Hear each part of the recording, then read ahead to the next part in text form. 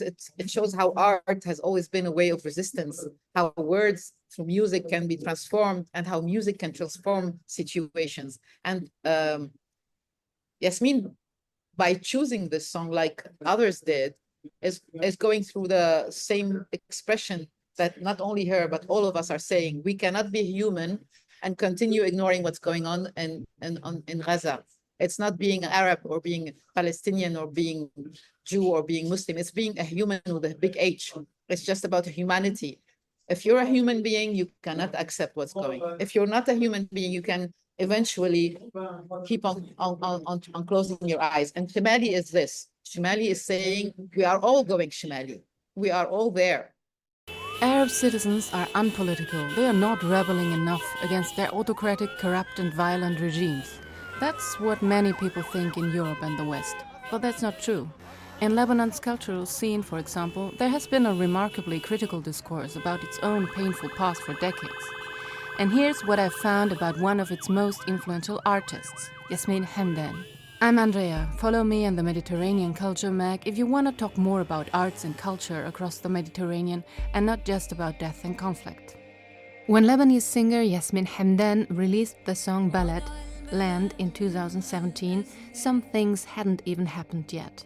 The economic crisis didn't gain momentum until 2019, later culminating in mass protests and a deposed government. It wasn't until 2020 that the gigantic Beirut Blast occurred, an explosion of improperly stored ammonium nitrate that ripped a crater into the port of Beirut, killing over 200 people and becoming a symbol of mismanagement, corruption and cover-ups. The song was released before Sally Hafez shouted, "That's the only way it works in this country," as she robbed a bank in 2022, triggering a wave of copycat attacks.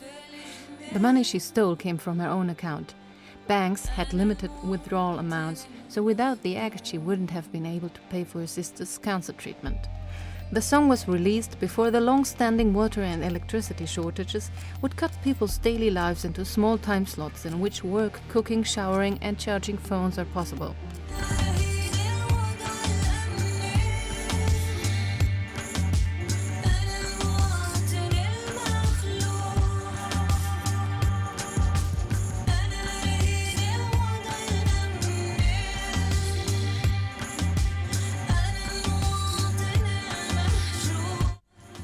The video clip contributed significantly to the political impact. Inspired by the Hollywood musical La La Land, Lebanon appears as a Delulu land in which people can no longer escape traffic jams and stagnation. The healthcare system has completely collapsed and the threat of civil war looms under every trunk lit you'd open. The Palestinian director of the clip, Elias Suleiman, also Hamdan's husband, made a cameo appearance playing a bandaged patient who beats a drum in an ambulance. As early as 2017, the lyrics reflected the disillusioned attitude of an entire generation in Lebanon, which never held back from criticizing the government and especially Hezbollah. Hezbollah's intervention in the Syrian civil war on the side of the dictator Assad, for example, remained unforgivable. The ongoing escalations with Israel touch on collective traumas during the violent Israeli occupation, as well as the feeling of being caught between all fronts and betrayed by those who run the country. Maysa Issa, a Lebanese music journalist based in France, told me more about Yasmine Hamdan and her impact. She's a witness of her time, and she is, through her art, giving a very sincere mirror and echo of what the country has become, the Balad. And the Balad itself has been a word used in many other songs by other artists. It's an expression we use in Lebanon to speak about politics, to say, "Shu wad' al-balad," what is the situation in the country? You know, balad. We don't say Lebanon, we say balad, and there's a patriotic approach to it as well. So I think it's very important in her career, but also in the impact she has, because she was also representing a certain red line that started in the underground music with Ziad Rahbani in the 70s during the war. He also used the word balad. And he has a song, he says, "This is not a country, this is not a balad. It's a هيدي قرطة ناس مجموعين. This is a group of people that are together. لا مقسومين. No, they are not together." And the word balad started somewhere there. And everyone in the and the generation of Ziad Rahbani and onwards knows that when you speak about the Balad, you're speaking about the deterioration and the bad side of the story, you know.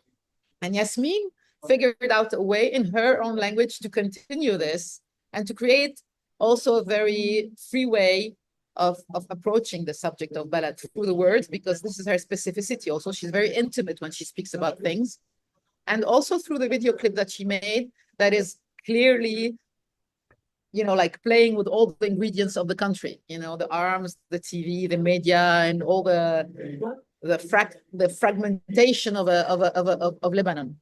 So yeah, she wasn't, everyone was not really okay with Yasmine's language, because some people were like, oh yeah, she doesn't know how to sing. The others would say, oh, but what is she talking about politics? Who is she to speak about politics? And others would say, oh, this is beautiful. We love her style. So she was very controversial at a point, because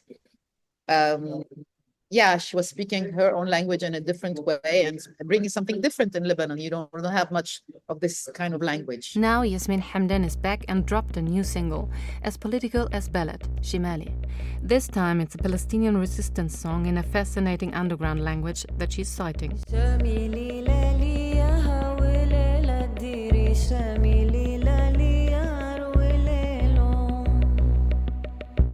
Shimali, northern, is an old tarwida, a form of Palestinian folk songs using coded language as an act of rebellion against occupation. L sounds were added throughout the lyrics to make it sound like gibberish. These tarwidat were traditionally performed and passed on by women. The origin of the song isn't clear, but it probably dates back to the end of the Ottoman Empire and the beginning of the British Mandate over Palestine. Shimali is not only Yasmine's reality. I think Shimali, especially since the 7th of October, is a national theme. It's something we should all sing. German, French, Australians, Arabic. It's for me, Shimali, it's really something that belongs to all of us. And Yasmine, of course, did it her way and created something around it, but she was not the only one. A lot of artists made cover of Shimali. And Shimali is a tarwida.